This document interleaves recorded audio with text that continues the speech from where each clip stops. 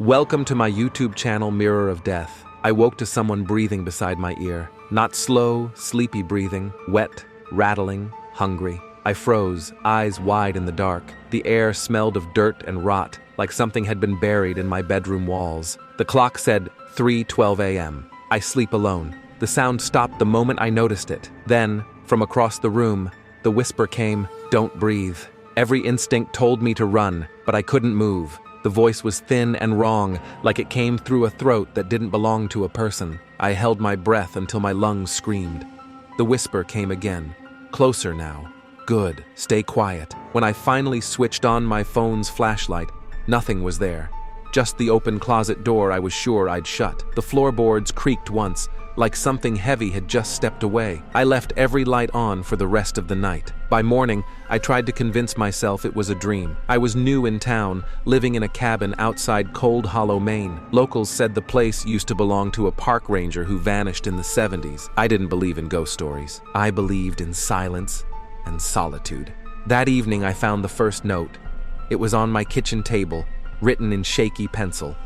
Don't let it hear you breathe. No footprints, no open doors, no reason for that paper to exist. I burned it in the sink, but the smell of smoke clung to the air like it didn't want to leave. Night 2, the breathing came back. It circled the bed this time. Slow drag of air in, slower push out. I buried myself under the blanket, covering my mouth. Something pressed its weight onto the mattress. Knees, elbows, something jointed but wrong. I felt it lean close until its breath slid down my neck. Then, in a whisper, soft enough to barely exist, "It likes you." I waited until dawn before daring to move. The sheets were damp with something that wasn't sweat. By the third night, I stopped sleeping. I sat on the couch with every lamp on, counting seconds between the ticks of the wall clock. At 2:57 a.m., the power died. The dark came down like water. I grabbed a candle and lit it. The flame shook even though the air was still. Then, from inside the wall behind me came scraping, like nails, slow and steady. I held my breath. The sound paused. When I exhaled, it scraped again, faster. I realized it wasn't trying to get in. It already was. I ran outside into fog thick as smoke. My breath came out in white clouds. Each puff echoed, a second breath chasing mine. I clamped a hand over my mouth. The echo stopped. From somewhere in the fog, a voice identical to mine whispered, "Don't let it hear you breathe." I stumbled through the trees until I found the ranger station 2 miles away. Lights on, door unlocked. A man inside, Ranger Ward, looked up from his desk. "Sir, you all right?" I tried to speak, but no sound came out. My throat burned. Ward stood, walked to the radio, called for backup.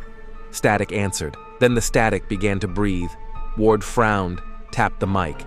The static gasped again, longer, heavier. He dropped the radio. "What the hell?" The lights went out. In the dark, we both heard footsteps circling the building. Slow, careful, listening. Ward whispered, "Stay still." We held our breath. The footsteps stopped outside the window. Through the glass, I saw a shape. Too tall, too thin, joints bending backward. Its head turned like it heard something inside its skull snap. Ward exhaled. Just once. The thing moved faster than anything alive. The window shattered. Something black dragged him through before he could scream. His flashlight rolled across the floor, spinning its beam until it pointed at the door. For a heartbeat, I saw what had him. Its face was a stretched copy of mine. I ran. Branches clawed my arms as I tore through the woods. Behind me, the breathing followed. Steady, patient, matching my rhythm. Every time I tried to quiet myself, it slowed too, as if we shared the same lungs. I reached the main road just as headlights appeared. A truck swerved to miss me and stopped. The driver jumped out, shouting. I turned toward him to speak, but the only sound that came out was breathing, not mine, deeper and wet. The driver's face went white. He backed away, got in his truck, and drove off without closing the door. I walked the rest of the way to town. When the sheriff found me at sunrise, he said I looked half dead. They searched the woods. They never found Ward. I tried to leave Cold Hollow, packed everything, bought a bus ticket south. But that night in the motel, I woke to breathing again, coming from the vent above the bed. I turned on the TV to drown it out. The static on the screen pulsed like lungs. Then my own voice came from the speaker. "Don't breathe." The TV shut off.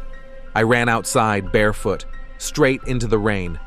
Every drop sounded like a whisper. I covered my mouth, crouched under the awning, shaking. When I looked back through the motel window, someone was sitting on my bed. Me. He smiled, lifted a finger to his lips. Shh. The lights inside flickered, then burst. My double vanished. I didn't sleep after that. Couldn't.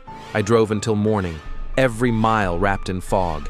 The road signs blurred, repeating the same message scratched into metal. It hears you. By the time I reached the state line, the car stalled. The fog poured in through the vents. I climbed out and saw a note pinned under the windshield wiper.